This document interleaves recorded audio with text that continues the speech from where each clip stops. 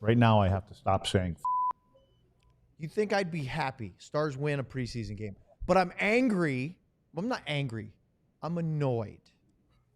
Overtime, shootout, preseason. We got 6 of these. We got 3 weeks before they actually count. Okay, I promise I'm not going to complain about it the entire time we do the postgame show, but I cannot speak for Luds. So let's start the postgame show on DLLS right now.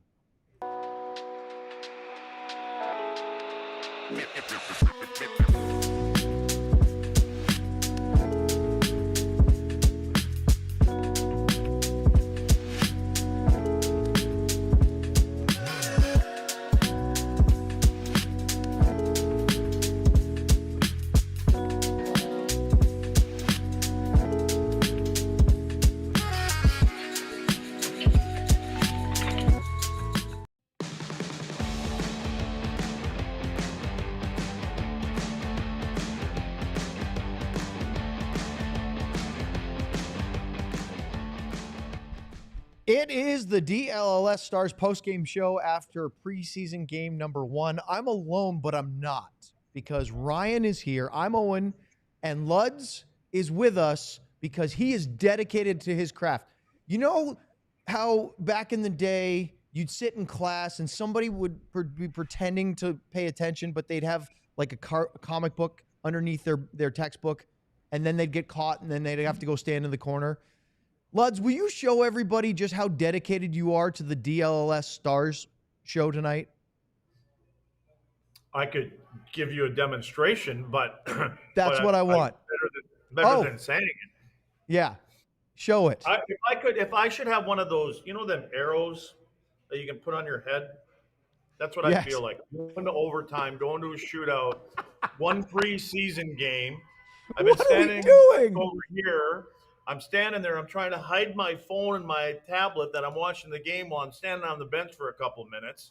And we're not winning that game right now either, which is a good thing for our guys because they actually think they're as good as 3-0. Anyway, so entertaining stuff. By the way, I want to ask one question. Owen, did you go over there tonight? I did. Scooter and everything. How was the crowd? You know, for a Saturday college football night, it was great, but compared to the last time we were there, Luds, it was Game 5 of the Western Conference Final, so it looked like it was very sparse in comparison. Yeah, okay.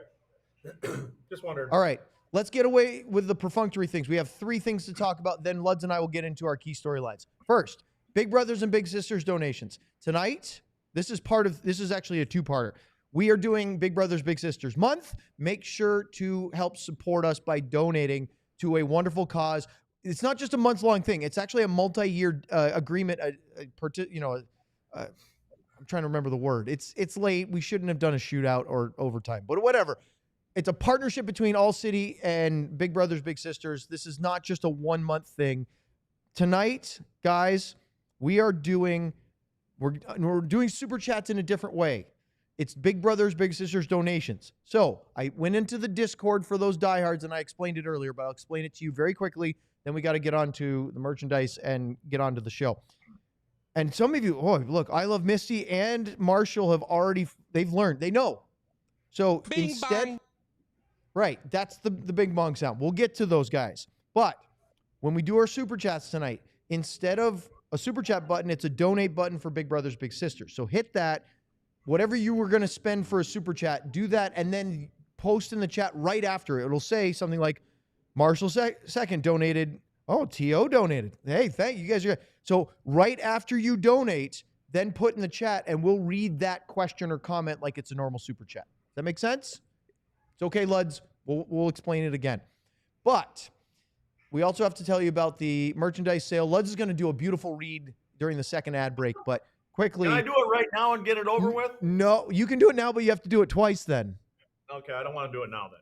That's what I thought. 20% off all things. It ends tomorrow. So if you're a diehard, you already get 20% off, but everything is discounted 20% or more. So go ahead and take advantage of special bonus savings on our merch site right now. AllDLs.com, click on merch, and you'll see that a lot of Stars shirts are on sale. Okay, so Luds, before we get into this stuff, oh, you're in the Salt Lake City room. Nice. Well, I don't know which room I'm in because they're both here. Which would you rather be, Lake Placid or Salt Lake City? Anywhere but where I am right now. All right. We've got these, Luds, but we're going to not start with this. Let's start with the obvious. These are two lineups that are nowhere near full NHL on either side, right? And so personally, I was more interested in looking at individuals than trying to take too much from a team. Maybe just a general team mentality than, overly systematic. It was more like how much are they competing? And my take on it, Luds, is after a little bit of a slow start for Dallas, they dominated the rest of this hockey game. And if it wasn't for a power play goal by Justin Carbonneau, which we'll get to a little bit, I don't think St. Louis scores a goal tonight. Well, I would say that Binnington was good. So it was a good move on their part to put Binnington in. But you could tell, I think, you know what it is? It's a bunch of guys that are trying to make a team. That's what it is. I mean, they played hard. They finished their forechecks. They put pucks in. They directed things at the net. I mean, if you're Glenn Gullickson, I got to believe that he's going to be a very happy guy. I would think that one of the first guys he's going to mention is going to be Mavrik Bourque, in my opinion, and probably the goaltenders. I mean, Bibeau coming in, probably not. I probably thought he was going to get his 20 minutes and that was it. But to come in, by sitting there for an hour and a half and then come into a hockey game and have to do what he did there in overtime in the shootout. So, but I think you're going to have a happy coaching staff. And again, it's only one preseason game, but it's the first step of hopefully good things to come for the club. Again, I qualify this by saying, don't read too much into this performance because this isn't the St. Louis Blues 3 weeks from now. Although Jordan Binnington very much looked, like you said, Luds, he looked like an NHL starter that won the Four Nations tournament. He had a couple great saves. However, last year, the Blues, when Drew Bannister was fired and they replaced him with Jim Montgomery, were 30th in the league in goals for per game, 2.36. And do you remember Pavel Buchnevich, after a frustrating loss, saying we can't score and we're not even trying to score? He was really salty. And they were 25th in goals against. Well, under Jim Montgomery, he was the coach for the last 60 games of the season, got him to the playoffs. They went from 30th to 5th in goals per game and from 25th to 7th in those spans. Clearly, he got them going in the right direction. Tonight, Luds, this St. Louis Blues club that they iced or that they fielded looked like the Drew Bannister 22 games last year that had no idea how to score a goal. Yeah, but look at their lineup, right? And so Monty's not going to lose a lot of sleep over this. And I know that when I think the Stars in the second and third period outshot them at least 3-1, in each period. So, oh my gosh, yeah, yeah, this was a good game by the home team, and I don't, like I said, I think that this whole process, and I'm sure Army was there, Doug Armstrong was there watching tonight, and this is more about evaluation. They're not going to take in the result of it, but they will, they break down individual players. That's what this is about. Let's talk about that for the Stars, because, again, St. Louis, we'll see them again at the end of September. Maybe there'll be a little bit deeper lineups, especially for St. Louis, because they'll be at home for that. They actually have to play Luds tomorrow in Columbus. I'm guessing that's going to be a completely different lineup for them because they have to fly. Oh, yeah. They'll fly home to St. Louis tonight. Then a new group will probably fly and do a day trip up to play the Blue Jackets.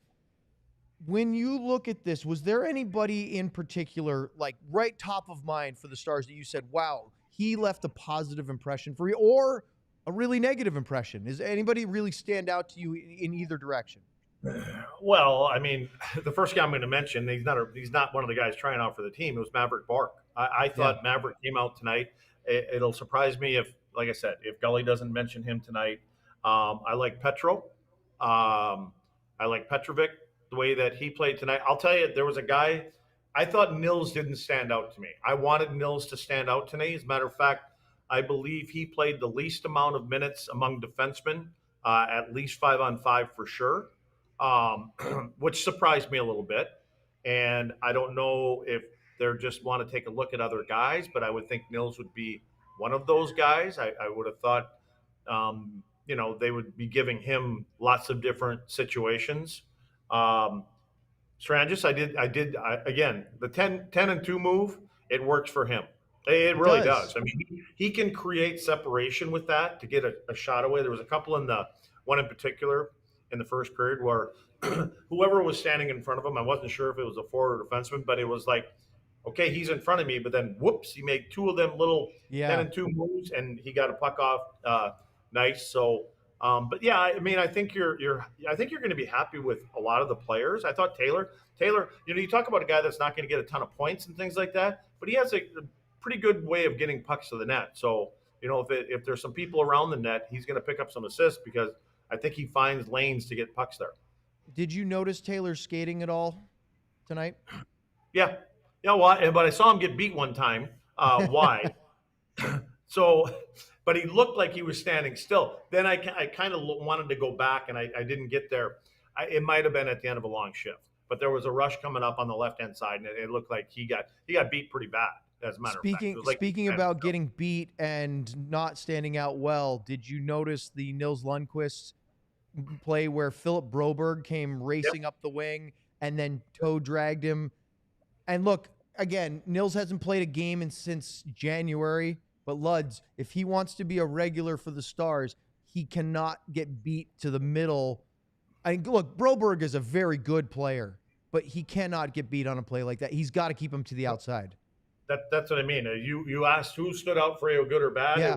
I guess I was hoping more for Nils. I wanted Nils to be able to stand up. Like, this just shows to you guys wanted to chat about how Nils was first, and Jim Nill wanted to talk about he's the best the last 2 years and the conditioning and all that stuff. It has nothing to do with anything. Nothing. Except they all work out hard in the summer, right? It means nothing. You play that position for sure. 80%, 75% of it is from the neck up. And so you have to be able to put yourselves in the right spots on the ice in order to not have those kind of things happen. What'd you think of Vladislav Kolyachonok tonight? The guy from the Dumba trade. He's got a nice long reach that he uses. I thought he could be more physical, being his size, because I looked and let's see, Bastian had 5 hits tonight, and Steele and Ernie both had 4. So I think that, but I do think that a guy that has been moved here, he just wants to make sure he doesn't make any glaring mistakes. But do you remember, Luds, the play in the third period where Toropchenko, it was like the only scoring chance St. Louis had, and they almost reviewed it. And Brian and Sevy are on the call going, there's no way there's a coach's challenge in preseason. Just like we thought there's no way there's overtime or shootout in preseason, even though we know it's true. Or there's preseason games to cover. Right. And so Bibeau has it, but he's kind of leaning back. I went back and looked at it again. Kolyachonok came back and cleared out the guy that would have maybe been able to jab a rebound. Right. And so, it doesn't go down as a hit for a guy that's tall but pretty lanky. Like he's not wide, like, he doesn't have the Petrovic size. But I was impressed with his ability to clear out the guy in front and allow his goalie to recover and keep that puck sealed out. I would think that that's what they see in being part of that. The reason that they bring him in is because he appears to be like a steady Eddie, do the little things that you do in front of your net. You understand about being that type of defenseman when you have that kind of a job, and he's a big kid, right? So he's got some size to him. So that's what he moved well too. What's that? I thought he moved well. I thought he skated. He was quick with the play. And I would think that, and again, it's something. And what comes to mind is Fiddler's kid, right? Blake Fiddler comes to mind. And Blake, I tell you what, in the last year and a half or so, from when I saw him younger, his skating has improved so much. And so, but that's what you want. I think that's what you're doing is when you're drafting players now that are big, especially defensemen, they have to be able to move in today's game. I mean, you don't get to lumber along like some of us used to do. That's right. From the forward perspective, we talked about Bourque. You know who stood out to me was Adam Ernie, and he probably should because he has a lot of NHL experience. I'm telling you right now, again, Grain of salt with the lineups on both teams, not nearly the full NHL groups. But he impressed me as a guy that I think, look, I know that they basically think they have their lineup decided. That, to me, a performance by Ernie in this game was, as he was supposed to, look pretty darn dangerous. And for a guy that's maybe trying to get a 13th forward job or maybe a 12th forward job, he did what he had to do tonight. Well, and you put him with Foxa and Bastian. You know what I mean? Like guys that have, they've got some time in the NHL, and I think when those kind of things happen, and what he did tonight, it's exactly what they want to see. Again, those are the little things that they want to see in him. Can he earn that spot? And sometimes those kind of guys are hungrier than the first and second round. I see what you did there. Earn the spot, Adam Ernie. That's clever, Luds. I mean, nothing gets by you. All right, up next, we'll do a little recap. We'll talk about some other players that we like. And then, of course, we'll talk to Sam. We got super chats. You got by me a few times. Yeah, well, he's pretty special, isn't he? Yeah. Yeah. All right, up next, lots more post-game show here on DLS. All right, it's me. So this is a quick sort of ad-lib read because the initial one was announcing that we have a partnership with Big Brothers Big Sisters. But that was back like in April with the NFL draft. Well, it's now September, and we have the NFL season and the Stars season about to start in the NHL. So we are in full swing. As you know, we're doing the Big Brothers Big Sisters month where we are trying to help raise money. You guys are already starting to bring in the donations tonight for our super chats. That's fantastic. Keep that up. And look, in the chat, it's working. Make a donation through the button that's usually the super chat. It looks like a little heart with two hands shaking. That's the Big Brothers Big Sisters donation, donate now logo there. And when you do that, it'll show up in our chat, so we'll know you did it. And then I want you to put in your chat, super chat, and write down your question, comment. We'll read it just like we do normally, a bing bong. But instead, guess what? That money's going to go to Big Brothers Big Sisters. We have 9 days left to try to help raise money throughout ALLCITY. So all 5 networks that currently exist under our ALLCITY, umbrella, and do what you can. If you want to get in on the super chats, that'll help, and money will go to a great cause. Now, next we have to talk about Monarch Money, and I better bring up that read because I don't want to get this one wrong. It's so important. Tracking your finances, being but it's not just a budgeting app, can be very important. Monarch Money can be your one-stop shop, right? Your one location for all of your financial needs, whether it's keeping your budget. I really like, especially when you go on a vacation and spend a little bit too much, Monarch Money will help you sort of keep an eye on investments. If you have those, if you have your 401k, or maybe you're dabbling a little bit in the currency market, just ask Luds. He knows all about that. Then you will know exactly where you are. It's like having a personal CFO, and you will know exactly where you stand. Get control of your overall finances with Monarch Money. Use code DLLS at monarchmoney.com in your browser for half off your first year. That's 50% off your first year at monarchmoney.com with code DLLS. All right, Luds. At any point you want to talk about a specific player, fire right out, but let's talk about this scrap to start the game. Justin Ritskovian and Nathan Walker. It wasn't the combatants you predicted, but we did have one fight early in this one. I should have mentioned Walker too. Walker's a tough kid. So, and you can tell. And this is one of the things that I said to you guys when Bastian was brought here. I went and watched some of his stuff before we talked about him that day. And I don't think that – I think what Bastian does is he understands what he needs to do when he's out there, but he's not going to go out there and say, I'm the biggest guy on the block when it comes to heavyweight fighting. But he'll do the uncomfortable things that other guys don't want to do. So and I think he knew, and they all do, like his first game, new team, early if he can. And Walker knew. I mean, Walker knows. I mean, they all know what they're going to do, right? So, but again, I don't think that he's going to be the kind of guy that we're going to see is going to, win every tilt that he gets into. But what he is he's that guy in today's game that has no problem stepping in for his teammates. And I just think it's a welcome add. And he's also, as he told us, he's okay. He understands his role. He understands that I may have to sit for 4 or 5 games and not play a game. But when they want me to be in there, I'll be in there. And when I get in there, I know what I'm supposed to do. So with Ritzkovian, do you feel like he can see? I mean, he's not blind, right? He can see the writing on the wall of Bastian being signed, because we all thought Ritzkovian had a great chance of being that 12th forward or fighting for it 12-13 with Blackwell. And then they signed Nathan Bastian in August. He must know that he has to really stand out to have a shot at pushing his way into the NHL lineup. And this is one of the ways, because we know he can score in the AHL, but he's not going to be making the job right now for a top 6 role. This is one of those ways to say, hey, I have offense and I can do this. Yeah. I mean, there's lots of guys that can score in the American League, right? Right. And it's that big jump, and that's obviously what separates these guys. So, but I do think that all these guys understand where this Dallas team has been for the last 2, 3, 4 years now, and where they are lineup wise. They understand that, unfortunately, for some of these guys, it's not a bottom 6 spot that they're looking to fill. It's a top 6 spot.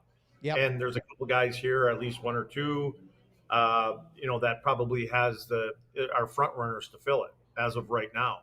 So I think it's a tough spot for those kind of players to come in and say, and really to believe that they can win a spot here, because now you're talking about, you almost got to get the voodoo doll out and hope that somebody gets hurt, which you don't want to do that. But that's part of, a lot of times that's how players, they get those, I don't want to say breaks, but they get those opportunities because of an injury.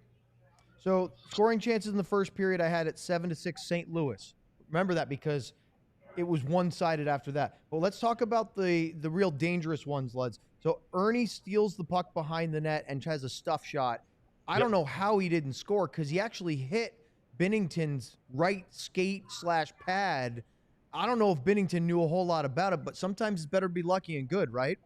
Well, that's the positioning that these guys work on all the time, right? And again, they know that they're up against so many quick players, quick from the standpoint of moving east, west, and everything else, that they rely on their positioning so much and they trust it. The one good chance that St. Louis had in the first period belonged to Matthew Pekka. I want to call him Michael Pekka every single time I see his name, but that's 30 years ago now, probably, or at least 20. Yeah, then probably about that. He was right at the top of the crease. Poirier made a great save. Pekka actually had a second chance at a backhand. He kind of whiffed at it, but I thought that was a good save by Poirier. An assistant coach now in the NHL. Isn't that crazy? Yeah. Yeah. Luds, you were talking about a role to fill in the top 6. We've talked about Sam Steele maybe being that guy. It's got to be better finishing than he did in the first period, because Mavrik Bourque made a beautiful play to set him up backdoor. Now, look, take nothing away from the save, because Binnington showed mid-season form by getting across. But if Steele elevates it like, the elite scorers in the NHL do, that's a goal, right? Yeah. To be honest with you, I think it's Mavrik's job before I think it's Steele's job. You may be right the way he played tonight. I just think that Mavrik is more of a natural. Like when you looked at the goal that Mavrik scored, I mean, you got to see so many looks at it. Like he just took his time, somehow spotted a little hole between Binnington's legs and just nonchalantly taps it through there. Not a lot of guys. I think that Mavrik, when they look at Mav and they see the skills that he has and what he's done and the goals that he's been able to score, that they really think that he can translate it to this level. I just think that spot and what he did on the offside tonight, that he said to us when we had him on a couple weeks ago or whatever it was, he looks very comfortable there. He's got a lot of confidence there, and I do love it when a guy can play on his offside. What did you see that made you think that he looked comfortable? Like, what stood out to you when he was over there? Well, because he's okay in traffic. When coming down on your offside, so in other words, you have the puck. He's a righty coming down the left side. So the puck is more available to people tracking you down. Yes. Instead of being where you can protect it a little bit more. He seems very comfortable with people tracking him down. He can pull up. He can stop on a dime, hit late people, very similar to what Matt Duchene does when he comes down the left side. But I think Mavrik, where it really takes over for him is when he gets below the hash marks. I mean, his patience and his poise around the front of the net, you know, a lot of guys, you just start whacking and hacking. I think the game slows down for him there. Yeah. And I mean, that's what all the good goal scorers do and have somehow. And so, and to be able to pull that puck from when he's got it on his forehand, pull it back a little bit to make that pass across the steel and a hard pass right in the perfect position. I don't know. I just think that the coaches are right now are talking about it and saying, you know, we gotta give him a chance over there. I'm really interested, and I think that you're very right on that. Let's talk about the power play goal to start the period, second period. St. Louis got a penalty right at the end of the first, and it carries over. And a kid we talked about in the draft show, which went on for eternity, that draft show. But we did find out that Justin Carbonneau, drafted by the Blues, is not related to your former teammate Guy. So that was a good thing. But he also scored a goal. How did you analyze that goal?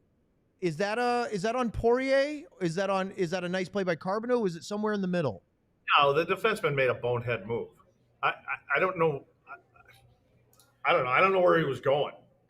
You know what I mean? Like, I don't know why he didn't just stay home. He steps up and he goes into the high slot area, and I think he was in the perfect spot because you got to kind of take the lesser of two evils, right? And so I think where he went was the wrong spot. I feel like maybe Poirier got fooled, but that's one that he also won't be very happy with. Is that a fair assessment from the goaltending side? Yeah, but I guess I'm talking more about the defenseman that steps up. Poirier when he gets through, I mean, it's a 5-hole thing. I think that's it's a weak goal. But I just look at the positioning of the defenseman, where he was, and when he steps up, Carbonneau ends up having and again, it's not a great angle, right? But you give him that opportunity. You really give him more space and time to look and find his spot where he wants to go with it. So after that, Stars did have a power play. Huru had a nice deflection at the crease. Binnington made a good save. That was it, though. Again, these are mishmash power plays. It's not the Stars ones you'll expect to see in the regular season. But Poirier made a really good save on a kid named Dorian who came in point blank on the backhand. And then he made a great save on Broberg on the one that you talked about where he dangled Nils, which wasn't great. So there you go. But boy, Stars turned it around the second period. It was 7-6 chances in the first for St. Louis, 8-4 Dallas in the second. And guess how many they had St. Louis in the third? 1. 15. Oh. 1 scoring chance, and it wasn't even dangerous. Goalies changed. Binnington and Poirier's nights were done. Colton Ellis came in for St. Louis. Antoine Bibeau, the 31-year-old, we were talking about him a little in the pregame, came in. And it's a good thing, I guess, for Bibeau, Luds, it's a good thing they had a shootout because he had that one play from Toropchenko that almost got behind him, but otherwise he was Hang on a second on. Hey, Coach, how did we do? What was the final score? 5-2. We lost 5-2. Oh. We were leading 1-0 when I left the bench, though. Worst thing that could happen. That is dedication from the assistant coach right there. No, I know. He goes, no, we weren't leading when you left. So, Luds. All right, what were you saying now? Let's talk about that third period. I was just making a joke of saying that Bibeau is probably the only one that was happy they went to a shootout, so he had a chance to make a couple saves because Dallas had all of the puck and all of the opportunities offensively. They just couldn't score. I thought Colton Ellis looked pretty good coming off the bench for St. Louis in that third period. Yeah, doesn't it even make it even harder for Bibeau? You know what I mean? Coming in for one period, just standing there watching what's going on at the other end. Then all of a sudden, when you have them a couple opportunities, especially in the in the shootout and things like that, you got to come up big. He did.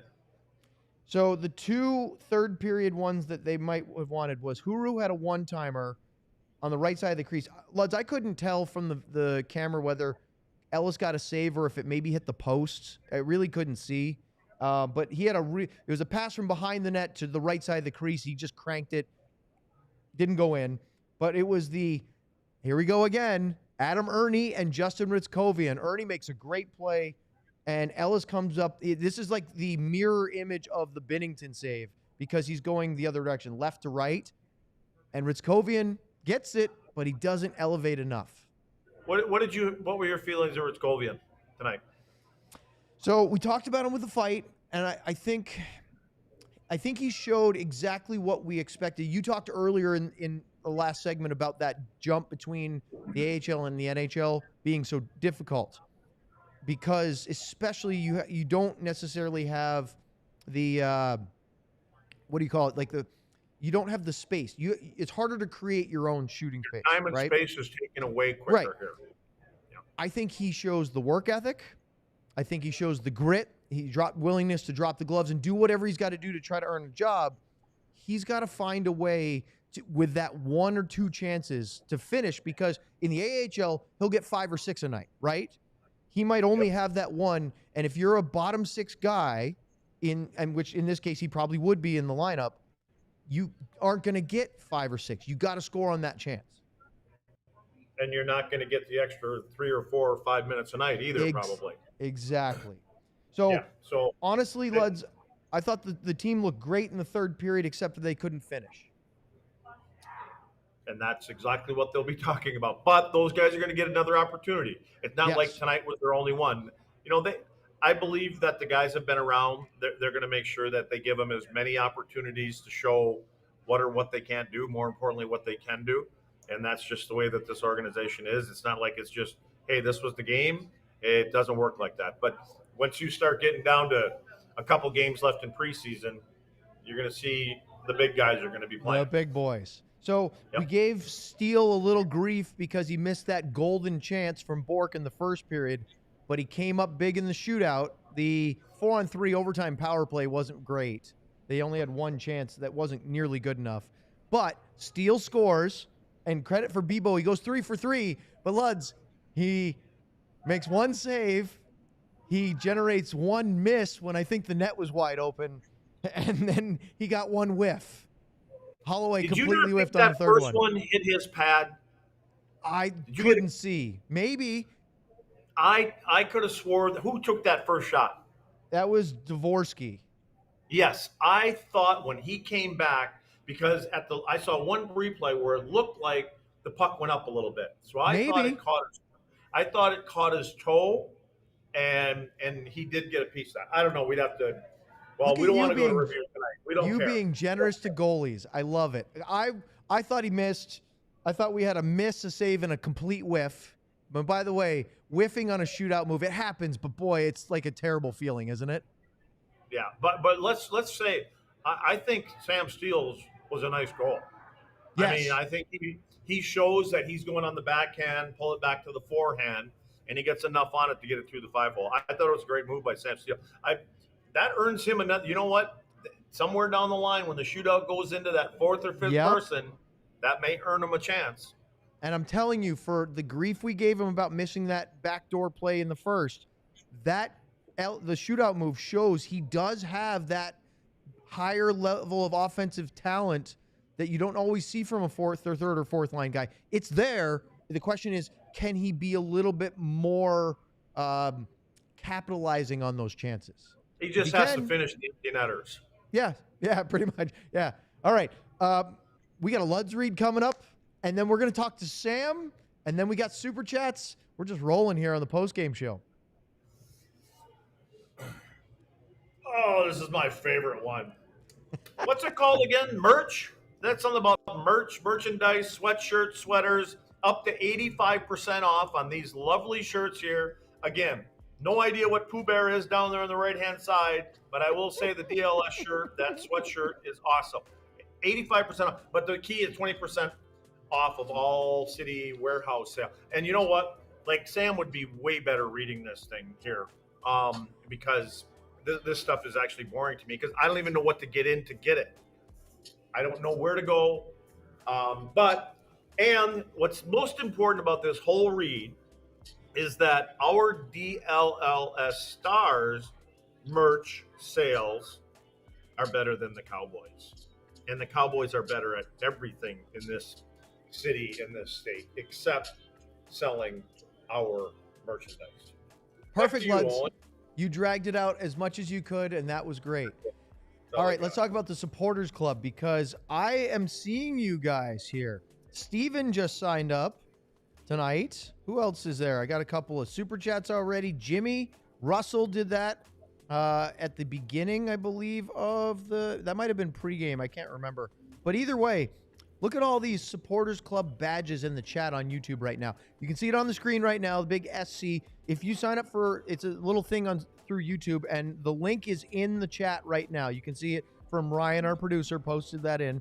Luds is saying maybe we should call him Rhino.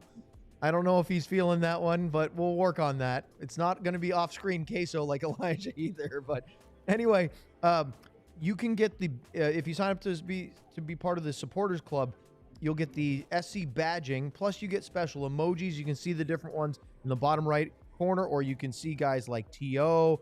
or Kayla. Well, no, Kayla doesn't have it, but she's just putting other emojis in.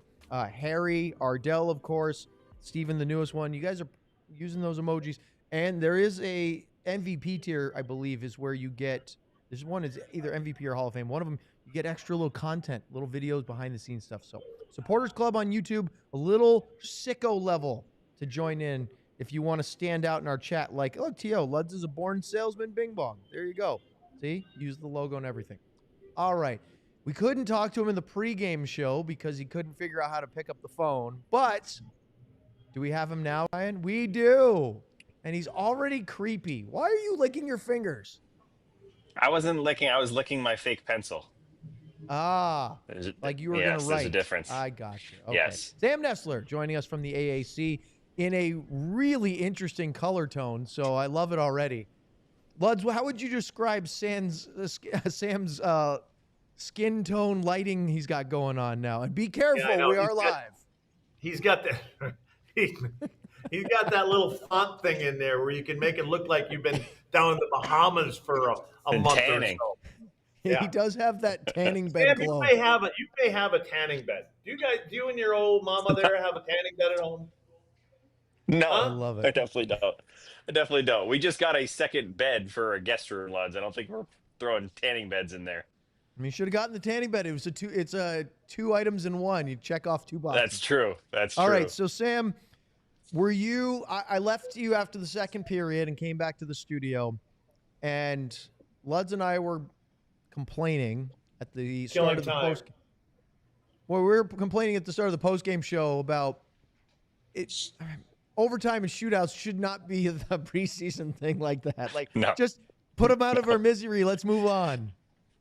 Yeah, it was very, very Dallas Stars, and even more so, very Dallas Stars versus St. Louis Blues for it to be a one-goal game going to overtime and going to a one-goal shootout. Even Radek Faksa was talking about it, obviously, because he played with both teams, and he was talking about he went over and talked to some of his former teammates before he spoke to us, and he was saying, like, it doesn't matter who's in the lineup, doesn't matter when the game is. If it's Blues, Stars, it's probably a one-goal game, and it's probably super physical. And we got multiple people with black eyes and cuts all over their faces already, so it definitely fit the bill of a Central Division rivalry tonight. Do we have any details on that as far as facial injuries and black eyes already? Yeah, so Faksa said on his second shift, he said his wife's going to be very mad at him because he had the whole summer with no cuts on his face. But now, second shift, I think he said it was a stick in a battle in the corner. And then Ritzkovian, after his fight, he looks like he was in a fight. He took a couple pretty big ones, and he's got a black eye on one side, cuts over his nose and on the other side. So, but he called it. My favorite line of the whole post game was, I think Mike Heika asked him, "Are you a big fighter or anything like that, or did you just want to go?" And he said, "I'm just a hockey player," and he looked like one. So it was the perfect timing for it. Sam, by the way, where did that go? I completely lost it. Kayla had a really funny line in the chat, and now I can't find it. I don't know where it went. Okay, I completely derailed that. Let's talk about your impressions from tonight's game, because Luds and I talked about some of the players that we thought stood out. What did you think watching it from the press box? Yeah, the thing for me that I noticed was the tweaks, and Glenn Goltz had even said it in the post game here. One thing we talked about a lot last year on our show, and pretty much everybody that watched the Stars, was how Pete DeBoer, when his system and things were going right, it was great. You can win a lot of games that way.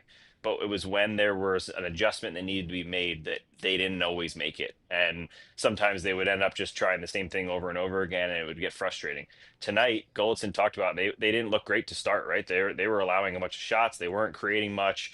Defensive zone was a little bit of a mess. Breakouts were kind of sloppy. They had made a little tweak. He wouldn't really tell us what it was, but they made a little bit of a tweak in the defensive zone. And all of a sudden, the Blues had like 7 shots over the next, almost 40 minutes. So that was really impressive to me because it's such a small thing and the score doesn't matter at all. But to see that coaching staff already putting in a quick tweak that this team fully buys into and is able to implement on the ice, I like that a lot. And I think that that showed. And the Stars, I think, other than maybe a couple of breakdowns where it led to an odd man rush or when Nils got kind of danced by, I think it was Broberg, other than those Oh kind of yeah. rushes and freaky kind of chances, it was a lot of Stars controlling the puck. And when the Blues had it, it was a lot to the outside. And if they did get a shot off, it wasn't really a dangerous chance. I think I heard you say they only had one scoring chance the whole third period. So it's good to see that because I've spoke to a ton of people the last couple weeks and then at training camp about this new system and really what they're starting to see and hear. And the common themes over and over again are that it's going to be a little less chaotic in our own end, and you're going to see less of the Wyatt Johnston battling out with a big, massive forward in front of his own net. You're going to see less of Nils Lundqvist or Miro Heiskanen chasing a forward all the way up to the blue line. I know Luds loves that way of playing, but Music to other than your the ears, center lads. having yeah, the center is going to have a little more responsibility here with the way they're running things and the defense, but the wingers are going to still do the same thing. And it just feels like it's less chaotic, and I think that's a good thing for this team, and it's going to help the goalies out a ton. Let me just read you a little part of a text. You guys get them to understand how to manage some of the extended D zone time that happens from time to time. Those post game beers will taste a little bit better. Ooh, won't they ever? Hey, Luds, do you think it's feasible that with some adjustments, the Stars can still have that high pressure in their D zone by the forwards without having their defense running all over the place? Yeah, but see the pressure that everybody's talked about for a long time is they can suppress the shots and things like that when teams enter the zone because they're quick enough and they can take time and space away. It's when good teams can hold you off and they can cycle the puck. And then when teams get into cycling the puck, now they can run the little picks here and there. And when you play a certain system where you get your guy and you lock onto him and somebody wants to skate in front of that guy, you get picked off because you're not watching. And then Yep. that's what happens is when that guy gets picked off, now there's a 2-on-1 somewhere else, generally from the hash marks down. And that's when you're calling on your goaltender to make some of them 10 bell saves at times that you're like, well, how the hell did he get wide open? Well, you go back like 3-4 seconds and you'll see where I was just staring at that cardboard box right over there, and I was going to go wherever that box goes. And so, and that's kind of what I think what you do is you try to get numbers. And again, I saw a lot of numbers tonight, and that's not nothing new, but there's numbers there, but you don't just grab someone and say, I'm going to get him. And because when he wants to skate through a couple of people, you lose him. Then as only speak as a defenseman, whenever you're chasing back to your own net, you've made a mistake somewhere. And we've seen guys chasing back to their net because they got picked off when they were trying to follow them around the rink a little bit. So I think there's going to be subtle little changes. And I don't think that, again, luckily tonight, you don't have 20 guys that have playing a certain system that you're trying to adjust a little bit. There was only 3-4 guys or whatever. Bastian, I don't know what system he played, but Kolyachonok, I don't know what he played. But so you got 4 guys or so that were playing a certain way. But if everybody's playing the same way as they did, the way that they played last season, and if you're trying to change the system, that becomes a little bit more difficult. And that's what he's trying to implement. And I believe that he understands that we're not changing this whole system. We're just going to tweak a couple little things where we get people where we would like them to be, and people where we don't want. Generally, we don't want forwards covering people down in front of the goaltender because that's not where they haven't done that since they were 6 years old, until the last 4 years. Sam, we always Yeah. push you aside when Sean is here and give him the first goalie questions. But what did you think of Poirier and Bibeau tonight in the action that they had? Yeah, Poirier looked very, very clean. I mean, like I mentioned, the Stars were scrambling a bit in the beginning. There were a few plays where he looked very confident. I think he controlled a few. I'm trying to remember one shot from the wing in the first period when the Stars were really in scramble mode, and he not only saw it through a screen, moved to his left and made the save, but he was able to corral it and get a whistle and get a change. So I think he looked good. I think the goalie thing is so interesting, right? Because we don't really know who's going where, and that's not always the case with an organization. Usually you have some idea, maybe there's two guys battling, but we kind of have 3-4 guys battling here to try to be that backup in Texas, and the rest, headed to Idaho or elsewhere. So it'll be interesting to see. I think Bibeau looked a little stiff, I think is probably the right word for it. Not necessarily smooth with his movements. I think I heard you guys talking about the shootout. I think he did get that one, Luds, that first one. I think it did hit the top of his pad. He didn't make the save. I'll say that, but I think it did hit him. But I think that it just takes time for these guys. Goalie is such a weird position because you want to be excited and you want to get energetic and be up for the game.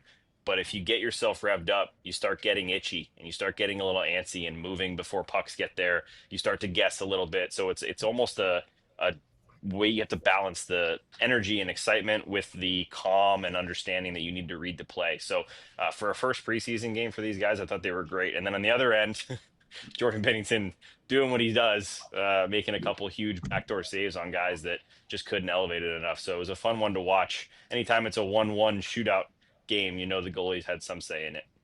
Hey, I want to say one thing about the system part too. And it's funny. There's someone in the room right now, came in here a little while ago, and he just happens to be Pete DeBoer's son. Jack, is it? Yes. Best friend. And and we were talking about, yeah, man, sorry to see Pete gone. And then he told me, he goes, Jack is coaching one of the AA teams, I think it's the Tigers in Dallas. This is his first year, but Pete booted him out of the apartment he was paying for last year and told him, go get your own apartment. But what I was going to say about that's a great story. But here, the one thing about the system is right now, Gully's not just trying to tweak a few guys from a system, because from what I understand, the guys that were playing down in Cedar Park weren't playing the same system that they were here. So now you have some minor league guys that are here that are playing whatever style they played there, which is different than what the guys were playing last year here in their own zone. So you're trying to fix a couple different things and mold it into what you're actually looking for. So it's not like you have a bunch of guys doing the same thing you'd like to change. You have a bunch of guys doing a couple different things that you need to get everybody on the same page. Well, thankfully, we have 3 weeks before the first regular season game for both coaching staffs to get them all go in the right direction. Don't go anywhere, because we've got donation/super chats next, and maybe even a man of the match selection tonight here on the DLS Stars postgame show. Between the pregame show and the postgame show so far, I really feel like we should make Sam do this read, but I'll do it anyway. Let's talk about being a diehard. Game time. Yes, game time. Thank you, Sam. Scan the QR code down there at the bottom of the screen, right over there. Okay, that'll take you to our website, alldls.com, and you can help join this growing community of sports fans in Dallas. It doesn't have to be just people that are in Dallas, fans of Dallas sports, Stars, Mavericks, Cowboys, Rangers, Wings, you name it. We've got those guys covered, or ladies, and in doing so, you will get access to everything that Sam writes about the Stars. Sean puts articles up every week about it. Tim with the Mavs, Jeff with the Rangers, Clarence with the Cowboys. You see what I'm getting here. You get all of that. Plus, you get a discount on merchandise. We're going to talk about the ball knower bonus in just a second. We have a merchandise sale going on. If you're a diehard, you not only get a 20% discount on top of that for being a diehard, you also get your first shirt for free when you sign up for your first year. And of course, access to the Discord lounge, which is diehard only, and a lot of other things. So Sam is going to disappear because he doesn't want to do this read. I'm going to tell you about the ball knower bonus. So the third layer of this incredible weekend where you can really save some money on DLS merchandise is you can be a diehard. It's the merch sale through Sunday, and do the ball knower bonus. Go to the website, click on merch, click on ball knower bonus. And we're already into late college football tonight. So tomorrow, NFL, a couple of different options. If you make your pick and spend $25 or more on merchandise and you get it right, we'll give you a gift card for the amount that you spent. You get the discounts, you spend it, you get another one, and now you're loaded up with Stars merch before the start of the new season. Great way to ring in Dallas Stars hockey in 2025. All right, Luds. Sam took off. He's going to go right because he doesn't want to hear the bing bongs, but we do have a couple, and it's a little different tonight, as I said, because of the donation button. We'll do that through the rest of September.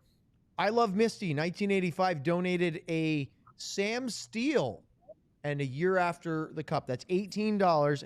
And I Love Misty, he writes, I know it's only preseason, but F the booze. Bing bong.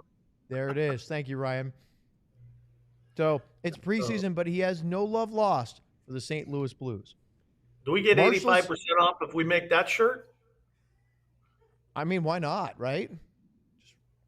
Why not? And he I spelled it EFFDABOOS. F the booze. There you go. Marshall second. Ooh, how about that? A Kyle Capobianco and the year after the cup. $20 donation. Thank you, Marshall. Marshall did not, however. Oh, no, he did. He just was a little slow in the chat. Thanks for the daily summer content to keep hockey on the mind. The other 31 was a great way to learn about the rest of the league. It's game time. Luds, we're not done yet. We've got 4 teams left. Yeah. Bing bong. No, hold on. Oh, there's the bing bong. So we're going to do the Florida Panthers on Monday with George Richards from Florida Hockey Now. PTO. We're going to do the Vegas Golden Knights on Wednesday with Danny Webster from the Las Vegas Review-Journal.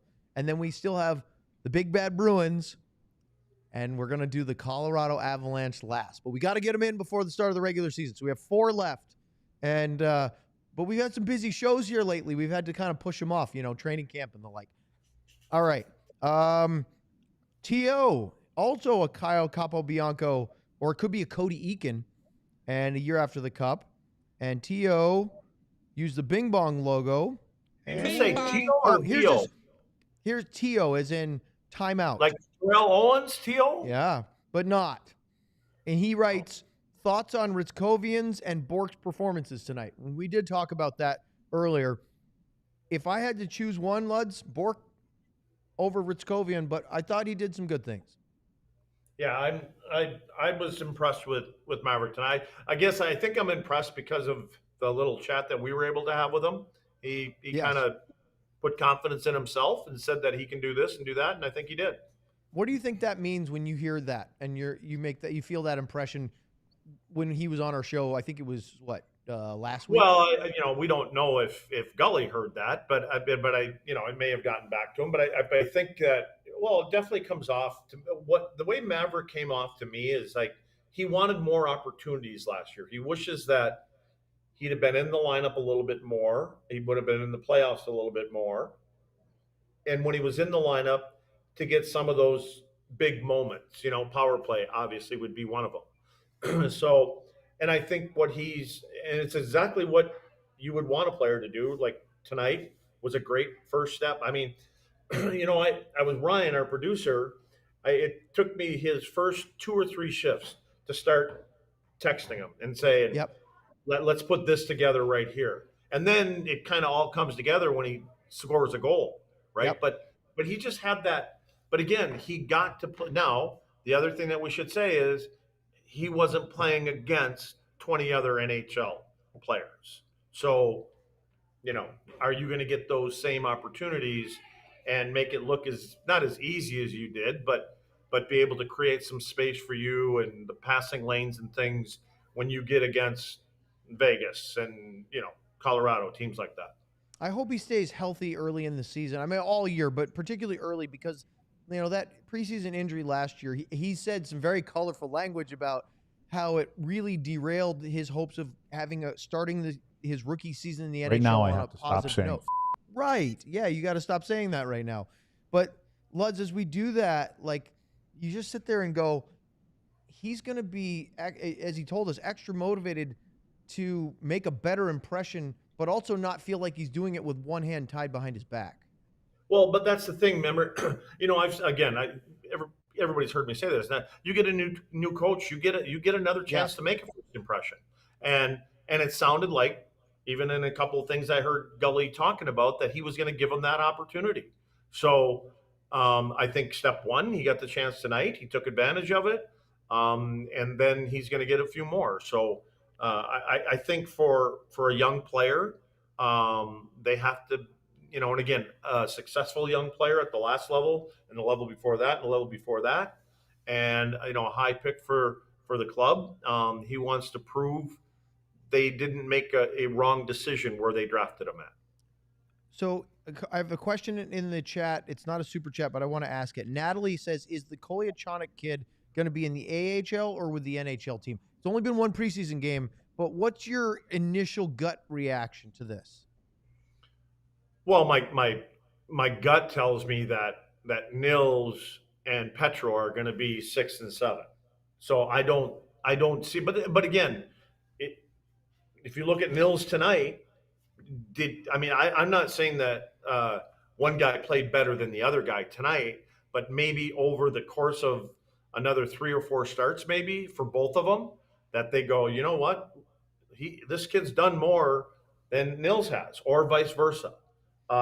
So I think it's still open right now. I think if Kolyachonok can show that he can be a player like Leon Bichel is, when you can add that physical presence, because we need more of that. We believe that Petro can do that. But if you could end up having 3 of those guys, and they're all big guys, and have that kind of size back there to wear opponents down, especially the good ones on the other side where they're not really interested in going in those tough areas, we'll see what happens. So I was just looking, Luds. Kolyachonok's 24. He is not waiver exempt. He would have to go through waivers. I wonder if the Stars would be willing to risk that. I know at the end of training camp, when they start making those cuts, teams don't have a lot of space and they're trying to get down. So it's usually the best time if you're trying to sneak a guy through waivers to send him to the AHL.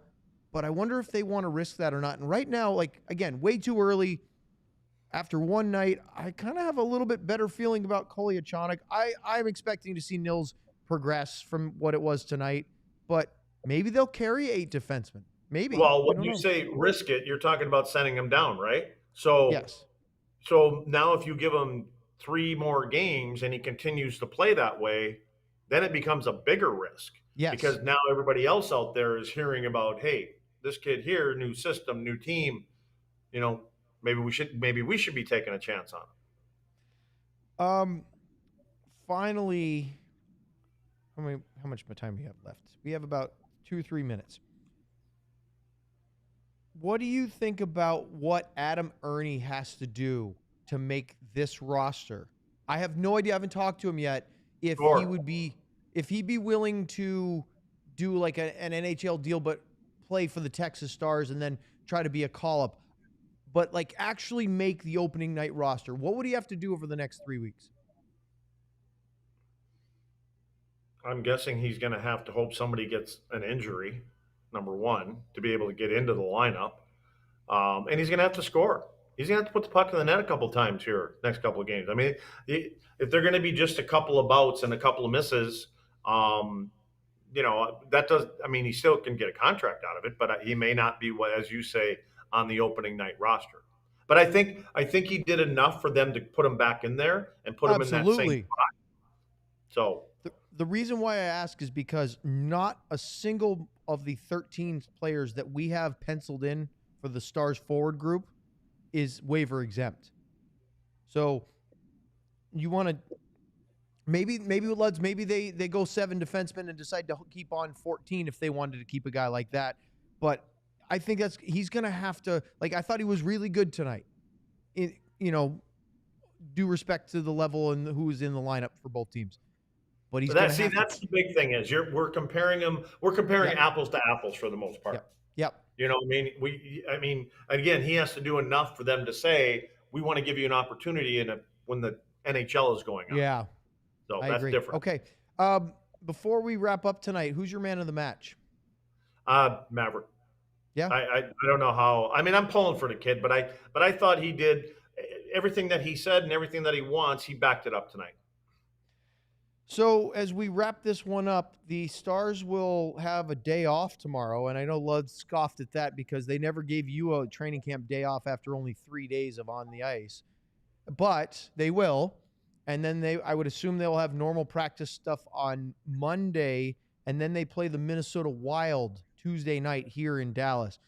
And I just wonder, Luds, we'll be curious how fast they start to pare down the young guys. Is a couple of days enough? Or they start going, all right, this group that sort of most of the guys that were in the third group the last 2 days in Frisco, we got you a little look, you got a taste, off you go to your junior teams, off you go. Or is it going to be a little bit longer than that, do you think? I think it's going to be a little bit longer. I mean, they got 5 games left, right? And again, you're not expecting your veteran guys to play 4 games, 3 games. I mean, I think if each one of them, I don't know where Wyatt falls in. I'm just looking at the younger players, and maybe I don't even know if Blackie gets 2 more games. Because again, he's an older guy, so to speak, and Fox is not going to play 4 games. So they've got some guys that I think they're going to have to keep some bodies around here. Be interesting to see if, because there's only 2 more home games, still 5 games as Lud said, but the vets want to play home. So are we going to see Miro? Well, the vets won't always Jamie? get what they want. Right. So maybe we'll see some of those guys on Tuesday night. Yep, could be. All right. That's it. It's 60. We're done. We're not doing overtime tonight, Ryan. It's a preseason game. They shouldn't have done overtime, and we sure as heck aren't. Luds, I hope you have safe travels back. We'll see you Monday. It's a 2:00 show. We're going to talk about the Florida Panthers. You love that subject, and we're going to dive in with George Richards from Florida Hockey Now. Big thank you to Ryan, our producer, for Sam for showing up and looking all jaundiced in the post-game show, and for Craig Ludwig, I'm Owen Newkirk. Great time tonight. We're back. 5 more to go, and then it will start to count here on DLLS. We all silly like the mayor.